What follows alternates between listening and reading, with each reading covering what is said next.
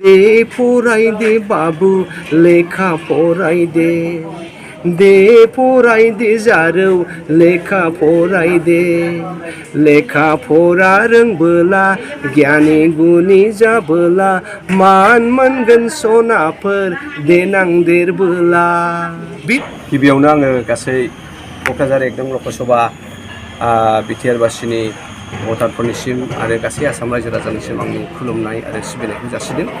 बयनिसिमबो खुलुमबाय। नंगौ जोङो दिनै बे बिजिनियाव जोंनि चिरां जिल्ला कंग्रेस कमिटिनि बियो जोंनि हेडक्वार्टार दिनैनि दिनाव बाहाय जोङो सम्बर्धना केन्डिडेटखौ बरायनायनि मोनसे प्रग्रामाव गोबां मानसिफ्रा सफैदों आरो गोजोननाय फोरमायफैदों जे एबाराव गोबां बोसोरनि उनावहाय जोङो क'क्राझार समस्तियाव जोंनि नांगौ बायदि बिजाथिखौ मोननो हादों। जे गोबां बोसोर बिपिएफ सासननि उनावहाय जोङो दिनै कंग्रेसआ गाव हारसिङैनो बिपिएफजों एलायन्स गैयाबालानो सोरजोंबा आनसलिकजों एलायन्स गैयाबालानो केन्डिडेट होदों। बेवहाय जोंनि कंग्रेस कमिउनिटिया कंग्रेस फेमिलिया खोब गोजोननाय फोरमायदों। बेखायनो जोङो दिनै बावहाय फैदों आरो बे हाबाफारिखौ खालामदों आरो बयबो बेखौनो लुबैदों जे कंग्रेसआ एबाराव देरहागोन ना देरहाया, कंग्रेसआ सोरजों दावहा जागोन, सोरजों जुद्ध जागोन।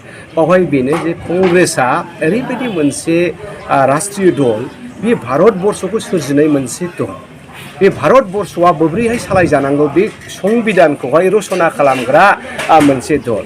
भारतबर्षआ ओरैबायदि मोनसे देश, बेखौ कंग्रेसआ बानायदों जे जोङो नोंखौ आंखौ गासैखौबो लानानैसो मोनसे हादोर, मोनसे रायजो।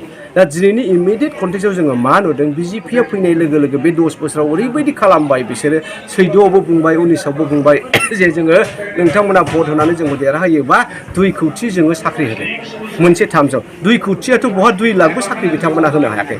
मा खालामबाय बिथांमोनहा, गासैबो जोंनि कंग्रेस सोरजिनाय बे 50-55 बोसोर कंग्रेसनि सासनाव सोरजिनाय रेलवे डिपार्टमेन्ट, ओजों उरां जाहाज, लामा, दै, मोनफ्रोमबो डिपार्टमेन्टखौ बिथांमोना फ्राय फानजोब्बाय, फाननानैसो जाजोब्बाय, प्राइभेटाइज खालामबाय। दा बावहाय मा जाहैबाय, जोंनियाव साख्रि बाख्रि गैया जाहैबाय। दा जोंनि लाइमोन गथ'फ्रा, बिमा बिफाफ्रा बिराद मोजां सिमां दङ।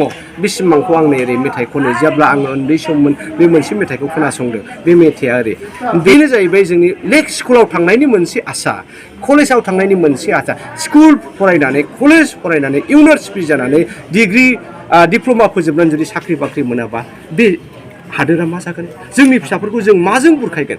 दा बेखाय जोंनियाव सिखाव खावनाय, गावजों गाव हिंसा हिंसि, बुलायनाय, हाथियार लानाय, संगठन बानायनाय बायदि बायदिया जेब्ला बांसिन जागोन, बावहाय गोजोननाय गैया। बाय बुलाय सोलाय जाथिखौ लानानै दा बेखौनो एडभान्टेज लानानै बिजेपिया फैबाय। दा मा नुदों, गय फाननायखौ बन्द' खालामबाय, बेंगल बर्डाराव लाखिबाय, गयखौ फाननो मोना।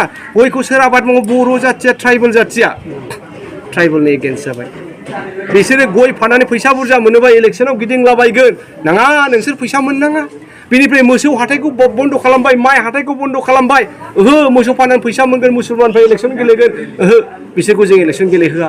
बयखौबो गरिब दरिद्र भिखारि खालामनानै बिफिबा फैसा सारलाबायगोन आरो भटखौ आदाय खालामनानै, बेनो जाहैबाय जोंनि डेम'क्रेसिखौ बुथारनानै, सेकुलारिजमखौ बुथारनानै, ससियेलिजमखौ बुथारनानै सास'नाय बे बिजेपिखौ जोंनि आइ आफा बिदा फंबाय बयबो बुजिबाय।